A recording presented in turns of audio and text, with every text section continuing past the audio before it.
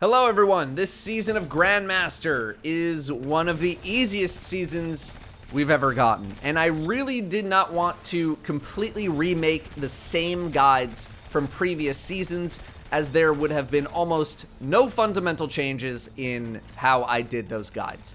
If you're looking for some stuff that's a bit more in-depth, maybe it's your first time in GMs, I have linked guides for the Corrupted, Proving Grounds, and Arms Dealer in the description.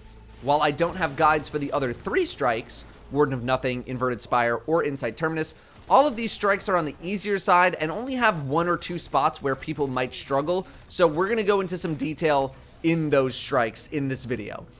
As a result, I thought it would just be best to make one big video as opposed to 6 small ones over the course of the season. Let's start with loadouts first.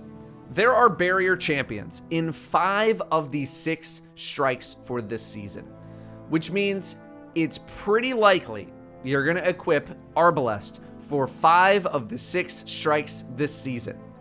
It's boring after a few seasons in a row of its dominance, but it's still the best option. Are there other anti-barrier options? Totally. My team basically went through an entire strike using only Outbreak Perfected. I've seen some talk of Forerunner, the sidearm, getting some use just to change things up and make things more interesting.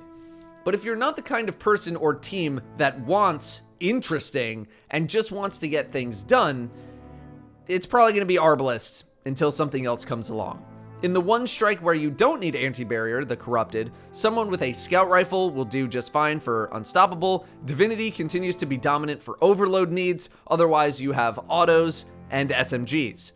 You technically also have trace rifles and grenades, but I don't really recommend relying on them in any sort of capacity, especially grenades. As of the release of this video, the grenade mod is not really working too well, and trace rifles do not instantly stun like Divinity does, and therefore lose a lot of appeal. I wasn't really in a hurry to use trace rifles in GMs other than Agger's Scepter, but I wasn't using Agger's Scepter for the overload ability in something like the Corrupted, although it is a nice backup to have just in case. Otherwise, it's Storm Chaser Summer. Storm Chaser is the linear fusion from the new dungeon. This gun is so strong that it's even worth using in strikes that don't have arc burn. It does ridiculous damage. It allows you to do something like this in the Corrupted, and this is after Bungie made changes to try to prevent this from happening.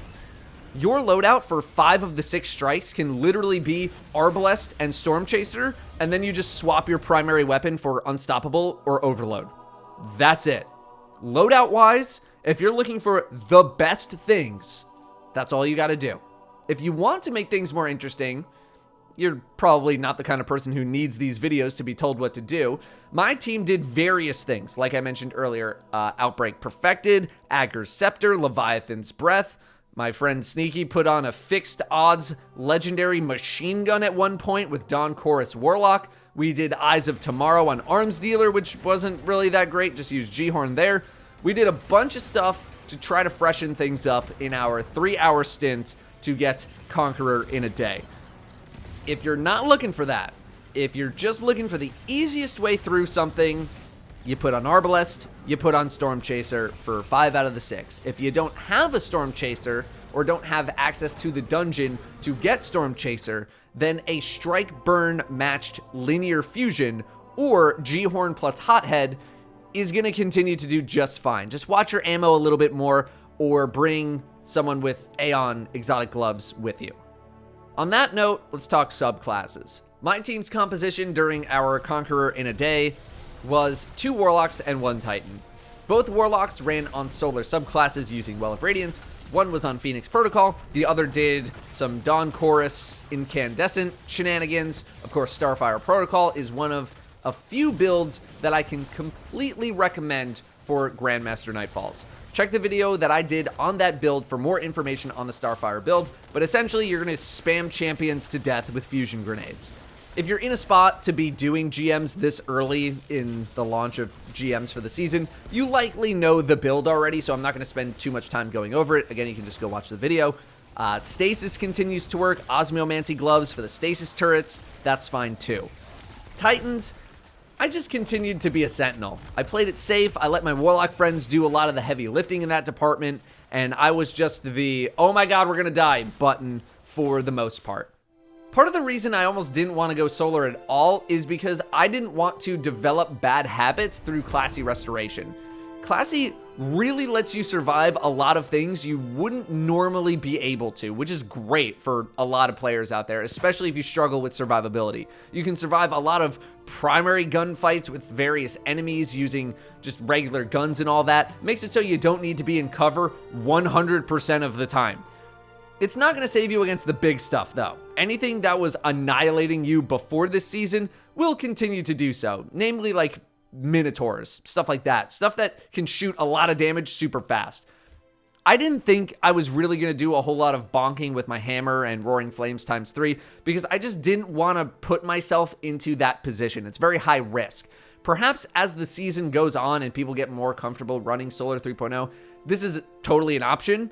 But I usually don't like to play very aggressively in a GM setting because all it takes is one small thing to go wrong and you're dead. And then that could wipe your team. It's not the worst idea in the world to run a hammer bonk build. I just didn't want to. I'd rather play it safe. Hunters, if you want to still keep doing invisibility stuff, I got no issue with that at all. If you want to experiment with some solar stuff, I think that is totally fine as well.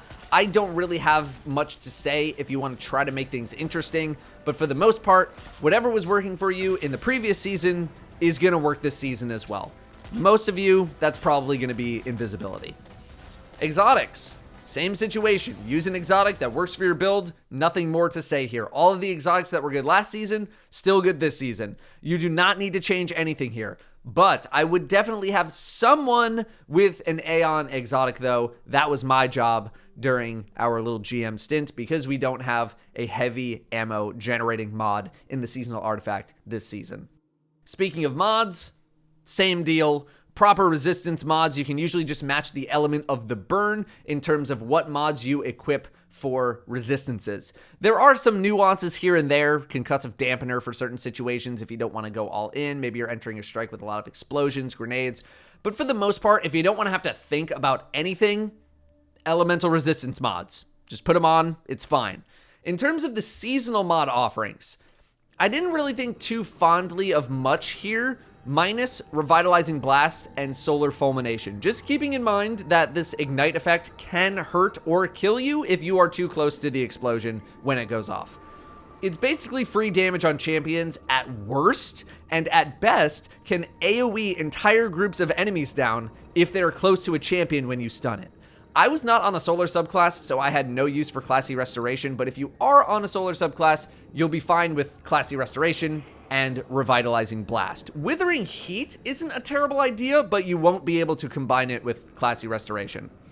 Stats-wise, with the advent of Resilience becoming the absolute insanity stat that it has become, there is very little reason to not go for as much Resilience as possible, although I still really like Recovery as well.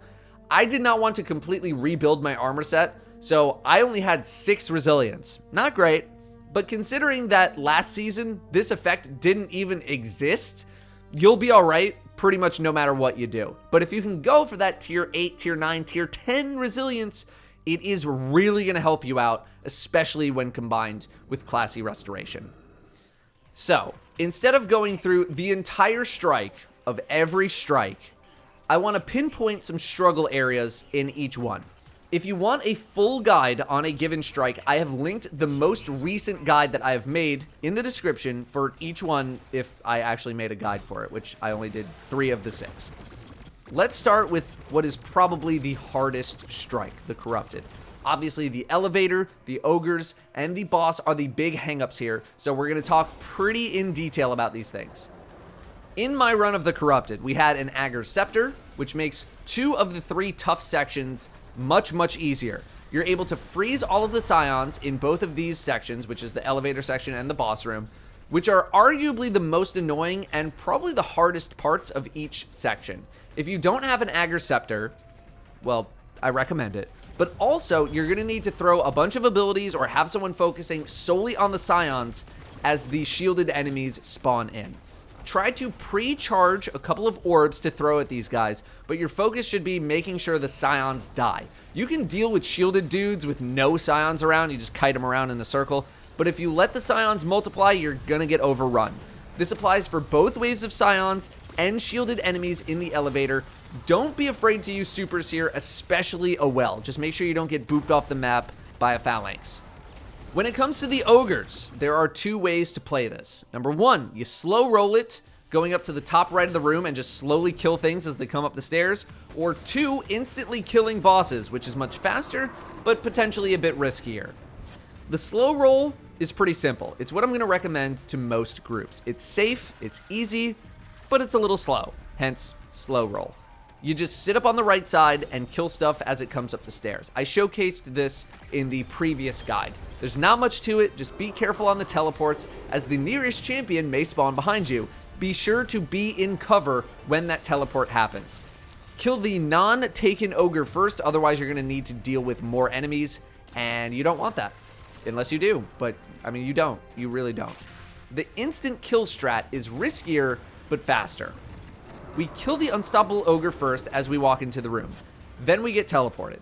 Then we get teleported back, we kill the non-taken ogre boss. We go back to the taken realm, and then wait for the champions to patrol over to you. It's two unstoppables. You kill them, and then you kill the taken ogre boss. With no deaths, this sequence probably takes 2 minutes. For us, it took about 3.5 because I did many dumb, and I died a couple of times shaking off the GM Nightfall rust. I also don't know how much I would recommend this without a Well of Radiance. I'm sure you can still do it, but it's going to be a little tougher to pull off because you're going to have damage kind of raining in from above, and that might kill one of you. Finally, the boss area can be handled in the exact same way as the past, but I'm going to give you a little refresher. We had our Agger's Scepter player killing all of the Scions as they jumped over to the middle platform. They should just get frozen to death here, chain killing each other. The only thing you really need to watch out for are the Knights. I personally stay back as I had basically nothing to offer when it came to killing Scions. I had Divinity and a Scout Rifle, so just position yourself wherever you feel comfortable. You're going to do that wave of Scions, you're going to hit Sadia with a ball, and then deal no damage to her. Do another wave of the Scions first. You're kind of forced to. Then when all of those Scions are dead, you're going to go for an instant kill, assuming you have some sort of damage buff available to you. Bonus if you have a damage debuff too. If you don't, you can go for a fast portal spawn instead. Go to the area where the portal spawns and drop a well or a ward after baiting Sadia over by just, existing. Then, nuke her in the head. You'll be able to get 2, maybe 3 Storm Chaser shots off before she teleports behind you. Shoot her as she teleports, and if you hit enough shots, you're going to kill her before she shields herself again. If she shields herself again and you dealt enough damage, I think it's about half health, maybe a little bit more, the portal is going to spawn shortly after the wave of Scion spawns in, and you'll be able to escape to the next area basically instantly. If you're not able to kill the boss, in the final stretch of the strike, be aware of Knights throwing fire at you. Probably the #1 killer here. Remove those solar shields quickly, and don't be afraid to burn some power ammo on them because they are incredibly lethal and very annoying. You're going to have a couple of champions as well, but they should not be too tough to deal with. Maybe except for the Overload Hobgoblin right at the start because of those retaliatory blasts. When you get to the final boss platform, jump up together and try to stay grounded as much as possible. Getting booped into the air is more or less a death sentence, so try to keep moving and keep eyes on the boss to see where their focus is. You should be able to kill the boss in 1 shield break from here. If you can't, you're going to have even more enemies spawning in, including multiple taken captains who hurt pretty badly and a bunch more Scions. Pop your supers here to deal with them. And again, try to stay grounded and stay moving. Make sure you don't get booped. Proving Grounds is up next, and the tank room continues to be one of the main holdups here. If you've watched my previous guide, nothing I'm going to say here is going to be revolutionary. Take out the snipers on the left and right side balconies immediately after entering the tank room. Then do yourself a favor and burn some ammo on the interceptors. They are going to be the main annoyance here in the first phase, as their missiles are accurate and deadly. And also, they wander around a lot, the interceptors, not the missiles. Leave the one in the back alive for the time being. It's going to be the last thing you kill in this room before triggering the next wave of enemies. After the interceptors, start taking out whatever you can. The big enemies, the champions are pretty annoying. Be aware of war beasts spawning in shortly after killing some bigger targets. Most groups tend to camp the big plates on either the left or right sides of the room, although some groups have started planting themselves a bit more aggressively up the left side of the room by the spawn door. Once everything is dead, besides the final interceptor, plant yourself in a spot where you're going to be able to instantly kill a barrier champion as it spawns out of a lower doorway down the ramp on either side, left or right side. It's going to make this next part a bit easier. Kill the interceptor, then get ready for the barrier champion. Try to kill it immediately, but watch out because it still might jump away even if you damage it enough to proc the barrier. After this, just kill as much stuff as possible. A lot of the regular enemies are going to be pretty annoying with their grenade spam, so I do recommend one person focus them down. Once you take out a tank, another set of barrier champions are going to spawn. Try to kill the next one in the exact same way. Try to spawn kill it. This room is a slow battle of attrition. Every kill is a win. Be ready for war beasts rushing you as well after killing big targets. They are very lethal. Have someone look out for them specifically. Well of Radiance with Phoenix Protocol. Very strong here. I would definitely recommend it. The boss room isn't as perilous as it once was, but the fireballs can still trip people up. Remember that the boss will eventually stop spawning fireballs during the boss's shield phase specifically. You can always wait this part out, just keep killing the fireballs until they stop. My recommendation for the shield phases remains the same. Spawn kill the unstoppable champion as it comes out of the door. Wait for it to move towards you first before trying to stun, then hide from the fireballs or have someone shoot them, and then take out the other champion as it patrols over to you. On the very first shield, you can kind of stay in the back, but on the second shield, I think you can either push towards the front after a champion kill, or you can use the tunnel as cover from the fireballs, whatever you're more comfortable with. Otherwise, there's not a lot of ads here. Just watch your back after shield breaks because that's where the enemies jump down, and you don't want to get shield slammed in the back and flung into a wall unexpectedly. The remaining strikes are not really anything that command any sort of anything, really. Arms Dealer can be won simply by saving a bunch of G-Horn rockets for the final boss and launching everything that you have at it in a well or a ward. The strike itself has one iffy part, and that's the tank room with the 3 unstoppables that spawn in at the same time, but simply stunning all 3 and launching some rockets will take care of that problem quite easily. If you're not running rockets, focusing each one down with a linear fusion is going to work as well, but rockets are probably my recommended choice simply to destroy the boss. Even if you don't get the final boss down on the first cycle, you'll likely do enough damage that he's just going to come right back down from the pillar and you can finish him off with your remaining rockets. The only way you don't insta-gib this boss is if you're not going into it with full rockets. The inverted Spire is about as free of a GM as GMs come. I don't have a guide on this strike along with the next 2 strikes, but it's not one that I feel even needs it, with it being one of the easiest GMs in the entire game, with arguments that it is the easiest one. The same nuke tactics can be used on the boss here as well, and there really isn't a section in this strike that is a major issue, maybe save for having to wait for the cannon to get into place towards the end of the strike. Even then, most of the enemies are pretty weak here. Just be sure to wait for the unstoppable champion to aggro someone first before stunning. If you stun a champion as it is spawning in, sometimes the stun won't actually stun them, but it's going to use their cooldown. So just wait for it to aggro something and then stun it. Warden of Nothing also has a boss that can be nuked down pretty quickly, but the main hang up here is going to be the room before it, where there's just a whole lot of things going on. When you first enter the Prison of Elders main arena, there's just kind of chaos everywhere. There's champions everywhere. I think there's 5 of them. Look for the Overload and Unstoppable champions first, as they are the ones that are actually going to push towards you and try to kill you, whereas the 3 barrier champions are basically going to stay in place the entire time. After you kill the OV and the Unstop, finish off the barrier champions and the rest of the enemies. If you're facing the doorway that you use to go to the final boss, you kind of do that whole drop-down thing, the next wave of champions will be spawning from your right.